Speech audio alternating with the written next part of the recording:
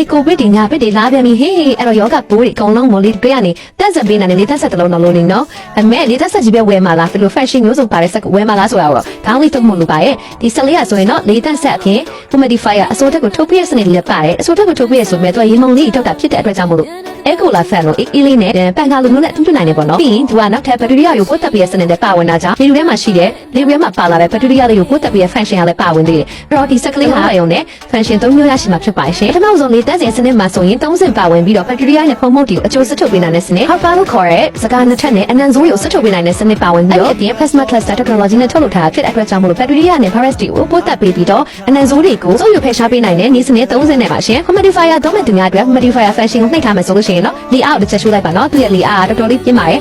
လေအားအနေနဲ့အမြင့်အကောင်လုံးသုံးလို့ရပါတယ်ရှင်သူရဲ့လေအားအေးလေးထွက်တာဖြစ်တဲ့အတွက်ကြောင့်မို့အခုလာသဘောမျိုးလေးသုံးပြလို့ရပါတယ်ရှင်တော်တော်လေးအေးပါတယ်ရင်ငွေ့ဆုပ်ဆက်မရှိသူများကဒီရင်ငွေ့ထုတ်ဆက်ကိုလည်းရင်ငွေ့ဆုပ်သူမျိုးအသုံးပြုလို့ရပါတယ်ဘယ်လိုသုံးရမလဲဆိုတော့ဒီရင်ငွေ့ထုတ်ဆက်လေးတွေကကြတော့ခန်းထဲကရင်ငွေ့ကိုသူက level တစ်ခုအနေနဲ့ထိန်းတာဖြစ်ပါတယ်နော်သူကတကယ်လို့အခန်းထဲမှာအရန်6သိနေမယ်ဆိုရင်သူကအဆိုတလေးကိုထုတ်ပြီးမယ်ရင်ငွေ့ရိုက်တာတွေကိုကြတော့သူက level တစ်ခုအနေနဲ့ထိန်းထားတဲ့အတွက်ကြောင့်မို့ရင်ငွေ့အလွယ်တကူလုံးဝမရိုက်တော့ဘူးပေါ့နော် bacteria လေးနဲ့ virus တွေကိုပိုးသက်ပြီးတဲ့ T-plasma cluster technology စနစ်လေးရတော့အန်တန်ငင်းလေးနဲ့ fan အေးလေးနဲ့ပဲသုံးပြုလို့ရပါတယ်နော်ဒီမှာ shut စိတ်ဖြစ်ပြီးတော့ဘေးပက်လင်မှာတော့အပေါ်စစ်အနေငယ်တော့ရှိပါမယ်နော်ဒါပေမဲ့ shut စိတ်ဖြစ်တဲ့အတွက်ကြောင့်မို့ Japan quality အပြည့်ရပါမယ်ရှင်စိုက်လေတော့ကြီးပါတယ်နော်အနည်းနှစ်ပေခန့်လို့ရှိပါရှင်